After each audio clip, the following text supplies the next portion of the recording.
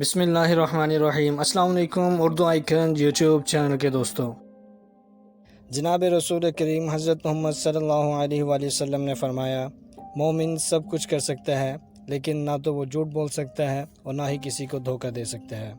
لیکن آج کا ہمارا پورا معاشرہ ایک دوسرے کو مکر و فریب دینے پہ لگا ہوا ہے، اور اس مکر و فریب سے، اس دھوکہ دہی سے ایک دوسرے کا مال و دولت حاصل کرنے کی کوشش کرتے ہیں۔ لیکن بات صرف یہاں تک نہیں رکی، بلکہ یہ اس سے بڑھ کر پاک دامن عورتوں کی عزتوں تک جا پہنچی ہے۔ آج کی ویڈیو میں ہم آپ کو ایک ایسی ہی دل کو دہلا دینے والی سچی کہانی سنا رہے ہیں، تاکہ آپ اپنے گرد و نواح میں، اپنے ارد گرد اور اپنے معاشرے میں ایسے لوگوں کا تعاقب کر سکیں اور انہیں کڑی سے کڑی سزا دلوا سکیں۔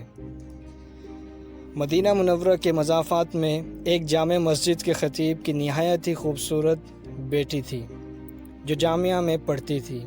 ایک دن جامعہ سے گھر واپس آتے ہوئے گاڑی سے اترتے وقت ایک لڑکے نے اس کا چہرہ دیکھ لیا۔ لڑکی نہایت حسین و جمیل تھی۔ لڑکے کو دیکھتے ہی لڑکی سے عشق ہو گیا۔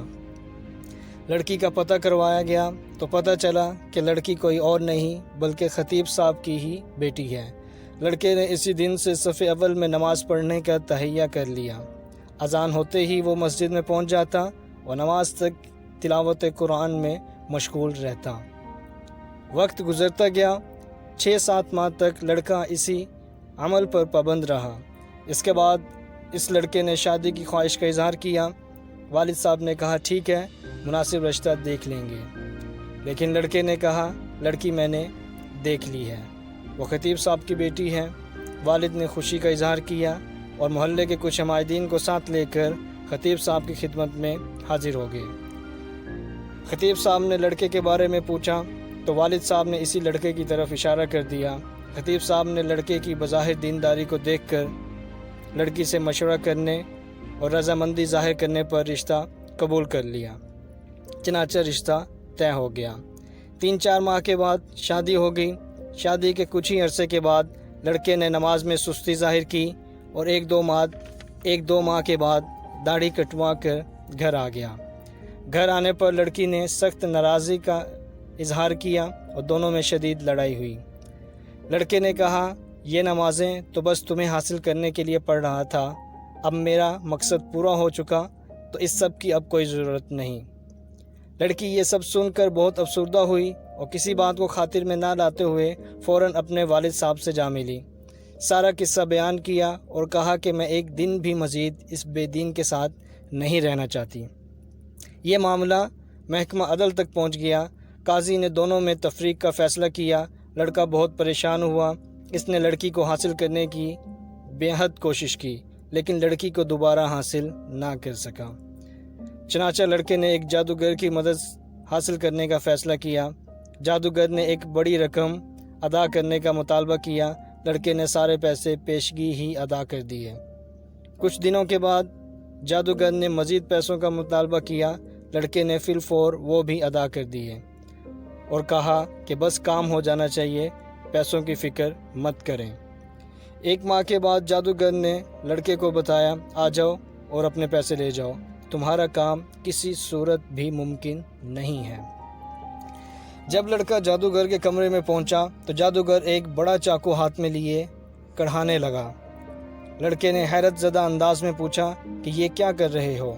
جادوگر نے کہا مجھے قتل کر دو ورنہ 2 قتل کر دیے جائیں گے۔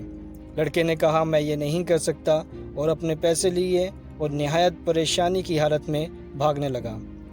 پولیس نے لڑکے کو پریشانی کی حالت میں بھاگتے دیکھ کر اسے گرفتار کر لیا، پیسے ضبط کر لیے۔ لڑکے کے توسط سے جادوگر تک پہنچ گئے۔ جادوگر نے پولیس کو کہا مجھے مار ڈالو، میں مرنے والا ہوں، وہ مجھے نہیں چھوڑیں گے۔ پولیس دونوں کو قاضی کے پاس لے گئی۔ قاضی کو جادوگر نے پوری کہانی سنائی کہ ہم یہ کام شیاطین کی مدد سے کرتے ہیں اور کامیاب ہو جاتے ہیں، لیکن اس لڑکی پر جب میں نے یہ عمل کیا اور شیطانوں سے مدد حاصل کرنے کی کوشش کی تو اس گھر کی حفاظت پر فرشتے مامور تھے۔ پھر میں نے دوسرا عمل کیا، تب بھی فرشتے مامور تھے، لیکن پہلے سے زیادہ تعداد میں موجود تھے۔ اس کے بعد میں نے رئیس الشیاطین سے مدد حاصل کرنے کی کوشش کی، لیکن اس بار جب وہ گھر کے پاس گئے تو وہاں فرشتوں کے سردار کھڑے تھے۔ اسی دن کے بعد سے وہ مجھے شیطانی گروہ مارنے پر تلا ہوا ہے۔ قاضی صاحب بہت زیادہ حیران ہوئے۔ اس نے فوراً خطیب صاحب کو طلب فرمایا۔ خطیب صاحب جیسے ہی تشریف لائے تو قاضی نے نہایت تجسس اور پریشانی سے پوچھا کہ ایسا کیا عمل کرتے ہو کہ فرشتے آپ کے گھر کی حفاظت پر مامور ہیں؟